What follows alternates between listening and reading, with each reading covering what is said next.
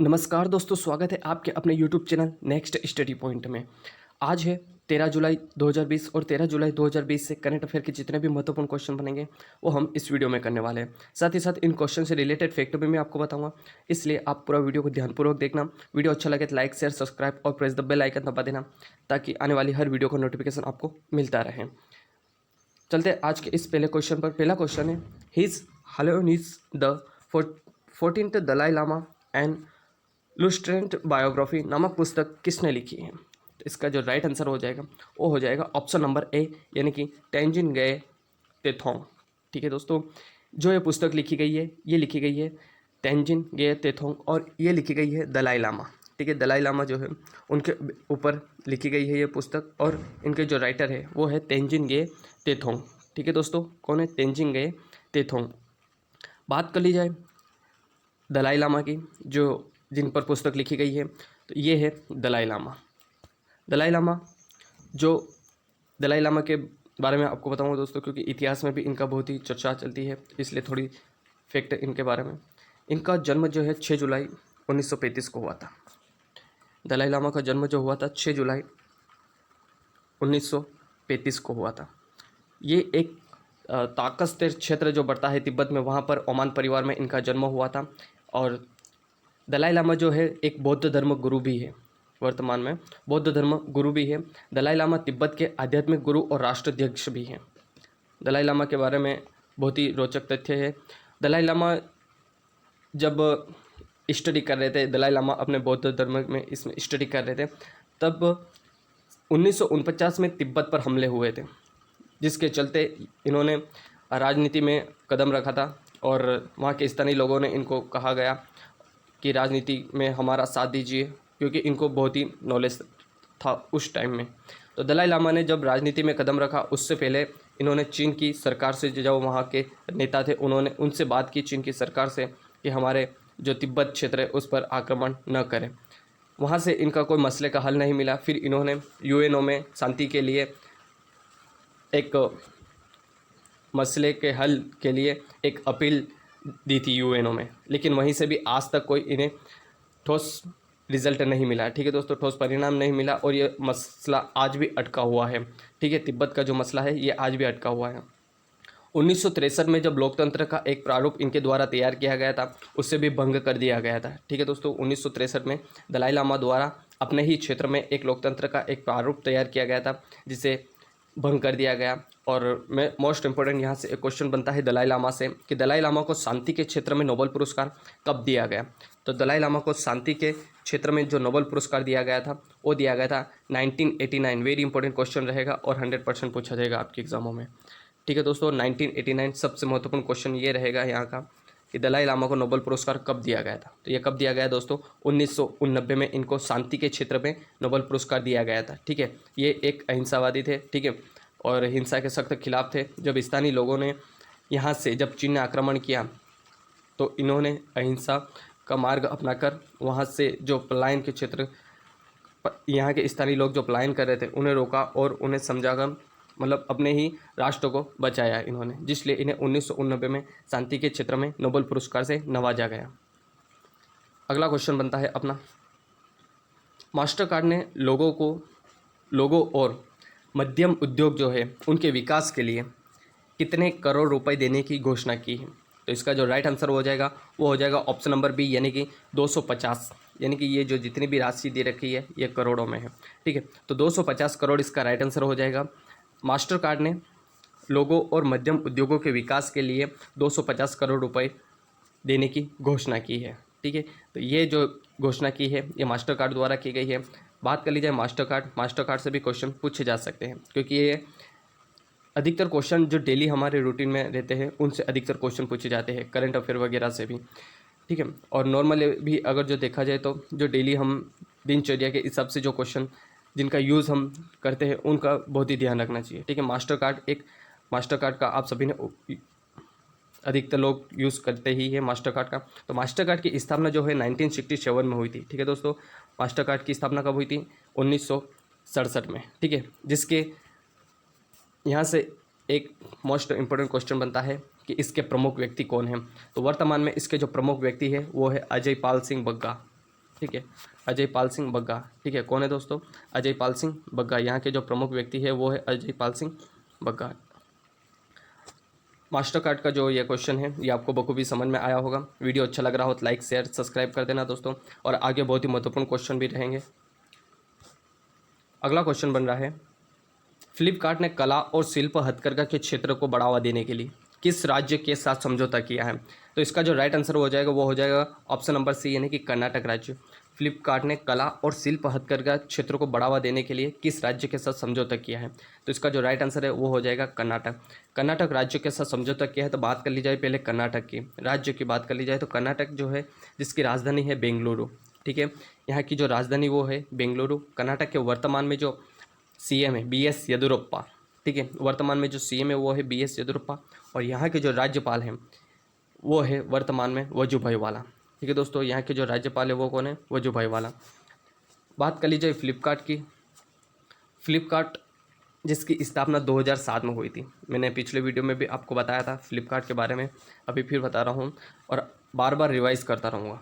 ठीक है, ताकि आपको ये बहुत अच्छी तरीके से याद भी रह जाए। फ्लिपकार्ट जिसकी स्थापना 2007 में हुई थी, और क्वेश्चनों का रिवीजन, क्वेश्चन आंसर का रिवीजन करना बहुत ज़रूरी रहता है, तभी वो आपको लंबे समय तक याद रहेंगे। फ्लिपकार्ट जिसकी स्थापना 2007 में हुई थी, इसकी ये एक जो है ई कॉमर्स कंपनी है। फ्लिपकार्ट क्या है दोस्तों? ई कॉमर्स कंपनी है जिसका मुख्यालय बेंगलोर में है। ठीक है, फ्लिपकार्ट का मुख्यालय कहाँ पर है? बेंगलोर में। 2007 में सचिन बंसल और विक्की बंसल द्वारा फ्लिपकार्ट की स्थापना बुक परचेस के लिए की गई थी। ठीक है, यानी कि बुक सेल्स के लिए, सॉरी दोस्तों, बुक को सेल्स करने के लिए फ्लिपकार्ट की स्थापना की गई थी। लेकिन अब बहुत सारी चीज़ें, अन्य चीज़ें भी, मतलब अन्य वस्तुएं भी, प्रोडक्ट जो है वो यहाँ इससे सेल किए जाते हैं। कला और शिल्प हस्तकरघा के क्षेत्र को बढ़ावा देने के लिए भी जैसे ऐसे बहुत सारे कार्य फ्लिपकार्ट के द्वारा किए जाने लगे। और फ्लिपकार्ट की एक महत्वपूर्ण बात जो 2018 में रही है, 9 मई 2018 को अमेरिकी वॉलमार्ट कंपनी है, अमेरिका की एक कंपनी है वॉलमार्ट, जिसने फ्लिपकार्ट की 77% जो हिस्सेदारी है वो खरीद ली है। ठीक है, कितनी परसेंट? 77% अमेरिकी कंपनी वॉलमार्ट द्वारा खरीदी गई है। ठीक है, तो इतना अभी फ्लिपकार्ट के बारे में आपको जानकारी है। चलते हैं अगले क्वेश्चन पर। भारतीय रेलवे ने किस वर्ष तक net zero carbon Asian most transportation network बनाने का लक्ष्य रखा है? तो इसका जो राइट आंसर है वो हो जाएगा ऑप्शन नंबर ए, यानी कि 2030। हाल ही में रेलवे द्वारा कहा गया है कि भारतीय रेलवे ने 2030, यानी कि जो भारतीय रेलवे है वो 2030 तक net zero carbon Asian most transportation network बनाएगा। ठीक है, यानी कि 2030 तक अपना कार्य पूर्ण कर देगा zero carbon Asian most transportation में। नेक्स्ट अपना क्वेश्चन बन रहा है, इस क्वेश्चन से इतनी जानकारी मिलती है। अगला जो क्वेश्चन है वो बहुत ही महत्वपूर्ण रहने वाला है और एग्जाम की दृष्टि से आपके लिए बहुत ही महत्वपूर्ण है। राष्ट्रीय मानव अधिकार आयोग ने मानव अधिकारों पर कोविड-19 के प्रभावों का अध्ययन करने के लिए किसकी अध्यक्षता में एक समिति बनाई गई है? ठीक है, उस समिति के अध्यक्ष कौन है? तो इसका जो राइट आंसर है वो है ऑप्शन नंबर ए, यानी कि KS रेड्डी। KS रेड्डी इसका राइट आंसर है, यानी कि राष्ट्रीय मानव अधिकार आयोग ने मानव अधिकारों पर कोविड-19 के प्रभावों का अध्ययन करने के लिए एक समिति बनाई गई है, और उस समिति के जो अध्यक्ष है वो है KS रेड्डी। कौन है दोस्तों? KS रेड्डी।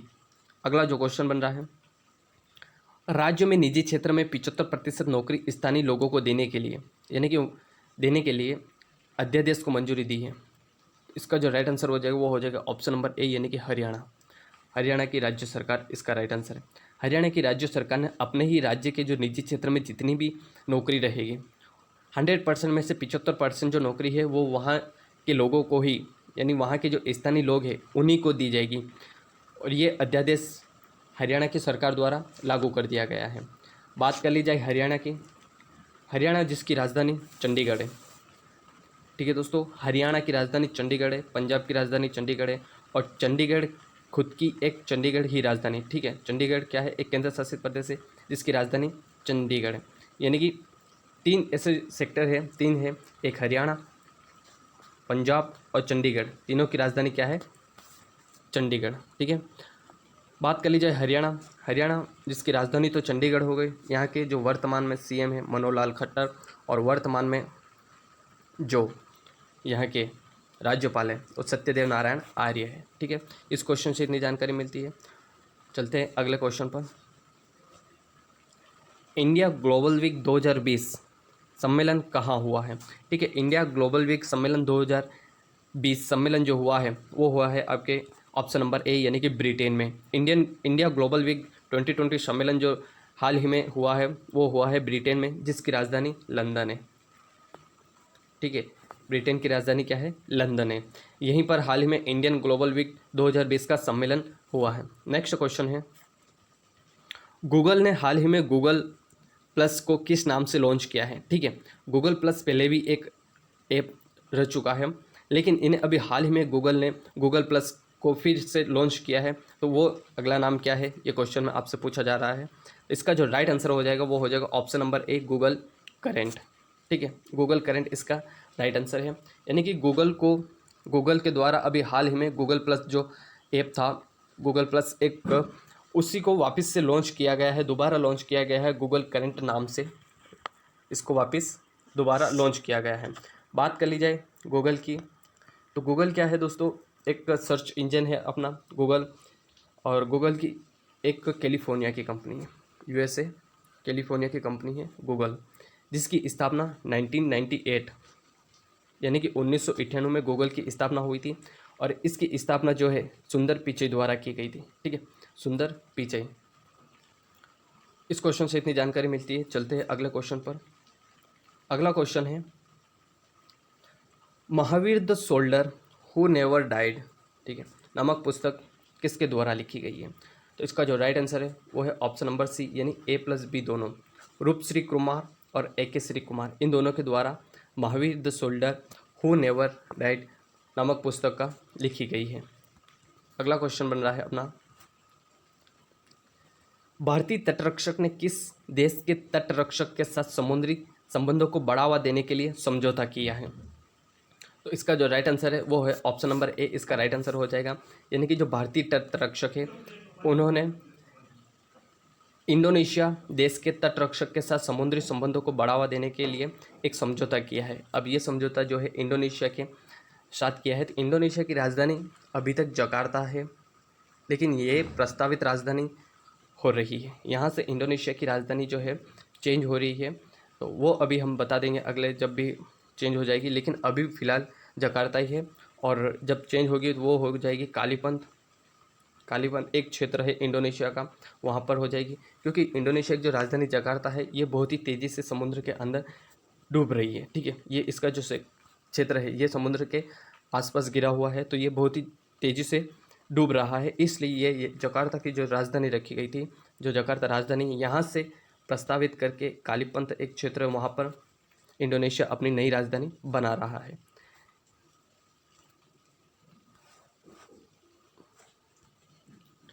आज के ये क्वेश्चन दोस्तों बहुत ही महत्वपूर्ण रहे हैं। वीडियो अच्छा लगा तो लाइक शेयर सब्सक्राइब और प्रेस द बेल आइकन दबा देना, ताकि आने वाली हर वीडियो का नोटिफिकेशन आपको मिलता रहे। Thanks for watching. जय हिंद, जय भारत।